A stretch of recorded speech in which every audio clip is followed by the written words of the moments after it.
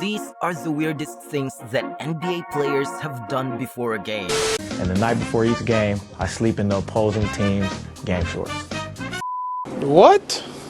Bro, I'm out, man. That nigga's tripping. Jason Terry is the best player to start with. His routine includes cheating on his own team by sleeping with other squads. This all began during his time as a student at the University of Arizona. Terry realized the night before the national championship games that he couldn't win with only his abilities. He then went on to do something that no other player has ever done before.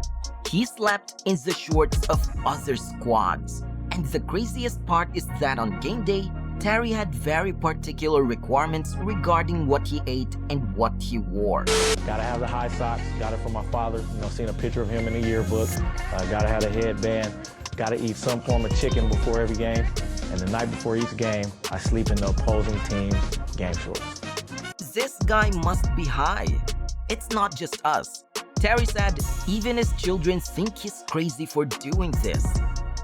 However, Karen Butler outdoes Jason Terry in the weirdness department since his pre-game ritual is not only crazy, but potentially deadly. There's more of this weird pre-game rituals in NBA history. Make sure to like this video, subscribe to this channel, and hit that notification bell to notify you of new uploads like this. Butler has had a Mountain Dew addiction since he was a teenager and relied on it heavily to play basketball. He would consume an entire bottle of Mountain Dew before each game. The American Heart Association has determined that this guy's daily sugar intake is 15 times higher than is recommended. Too much sugar like that may be fatal for him. Butler finally received the wake-up call he needed when he signed with the Wizards. It was taking over his life to the point that he no longer had time for his friends, family, or even sleep. He was unable to get out of bed, go to the gym, and most importantly, play basketball. Just when things were getting out of hand, the guy confessed that he keeps nothing but sodas in his 6 refrigerators at home. There was a real risk that his career, or maybe his life, might have been cut short if he hadn't kicked this terrible habit. Therefore, the Wizards had to intervene, and in 2007, they made it official that Butler was no longer allowed to consume Mountain Dew. Butler eventually found a solution to his Mountain Dew problems and lived happily ever after, right? Nope. This guy ditched his normal pre-game routine in favor of something crazier. To know more about Butler's other crazy pre-game mantra, be sure to like this video, subscribe to this channel, and hit the notification bell for more NBA moments like this. At least 12 straws are chewed daily by Butler as part of his routine to relax before, during, and after games. So it would seem that his teammates grew accustomed to it. It's not that weird. I mean, you get used to it, and it's an everyday routine, everyday thing. So You don't worry about him like choking on a straw. if you ain't choked by now, you ain't gonna choke, I guess. However, the league did something in 2010. They can't have a highly visible NBA player chewing on plastic. The NBA isn't attempting to teach a new generation of children that it's okay to choke to death on straws because that's what their role models did. Because of the league's concern for players' health and safety, Butler was told to stop. At least, he couldn't continue performing those strange things anymore. As for Kawhi Leonard, I can't say the same because of the fact that his pre-game ritual violates the rules. See, Kawhi had a very standard routine while he was on the Raptors. Every night, he'd get ready for the game by dressing, stretching, listening to music, and getting pumped up.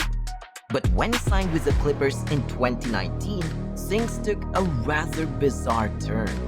It's already bizarre enough that Kawhi always drives all the girls out of the ladies' lavatory before every game so he can use it in peace.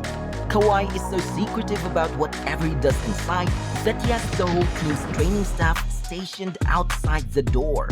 Until Kawhi provides the all clear, no lady will be allowed to use the facilities. His teammates and coaches thought this was weird as hell, but the Clippers had signed Kawhi for $103 million. So, is there anyone who can tell him to stop? Nope. Apparently, he still does this every time before a game. What do you think so far? Crazy, right? Let us know your thoughts in the comment section below and don't forget to like this video. While it seems strange that Kawhi is using the latest rune before a game, at least he isn't like Monte Ellis and peels the skin from his hands every time. There can't possibly be a rational explanation for it, right? During his time with the Warriors in 2008, Monte suddenly began averaging 25 points per game. Monte claims that his odd pre-game routine is the cause. The injury Monte sustained that same year effectively changed his playing days for good. And while he was recuperating, he tried out a variety of therapies, including rest, cold baths, and cryotherapy. But nothing helped until he began dipping his hands into this sticky white goo.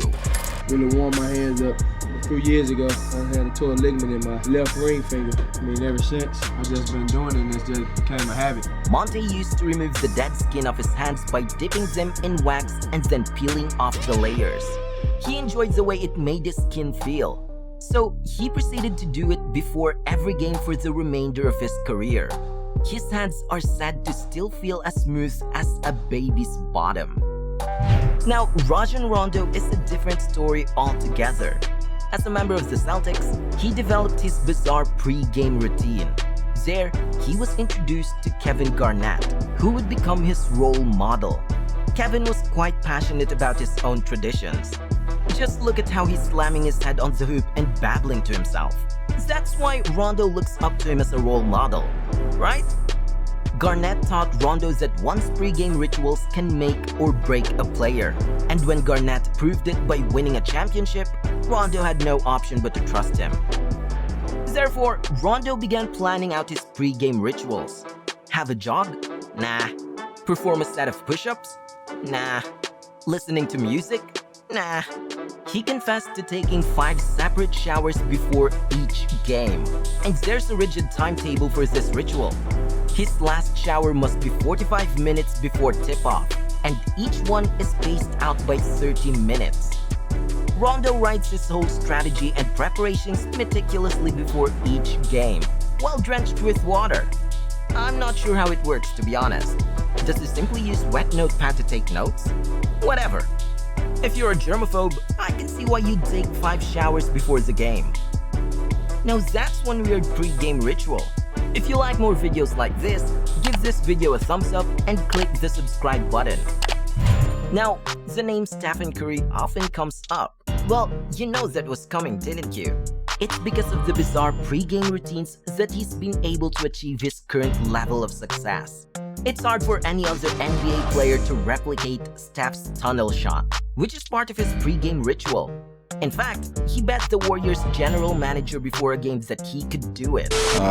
One of our Warrior employees put me to the test and said, I bet you can't make that, that shot right there. So it became like an ongoing ritual. Wow, Curry is a real motivation right here.